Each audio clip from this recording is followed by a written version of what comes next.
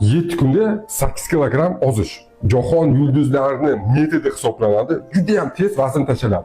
Mono diyeta deyiladi. Ya'ni bir mahsulotni 7 kun davomida iste'mol qilinadi. Faqat bir mahsulot. Eng natijalisi bulardan 7 tuxum usuli. 7 kun 7 ta tuxum. Ya'ni ertalab 2 ta, obedda 3 ta, kechqurun 2 ta. Обязательно kofe bo'lishi kerak. Ertalab, obedda, kechqurun ichiladi. Organizmga 1 gram uglevod kirmagan hisobiga yashab qolish uchun o'zini yog'larini eritib maksimalni ozdiradi. Minuslari: homilador, emizuvchi, yosh bolalarga allergiyasi tuxumga borligi mumkin emas va 7 kundan ko'p qilib bo'lmaydi. Pluslari: faqatgina 7 kun qilasiz, organizm uchun bezarar hisoblanadi va maksimalni ozasiz. Albatta, tez ozaman degan tanishchilikni jo'nataverasiz. Like bosib obuna bo'lishni unutmang. Sizlar bilan doktor Kamilov, e'tiborga rahmat.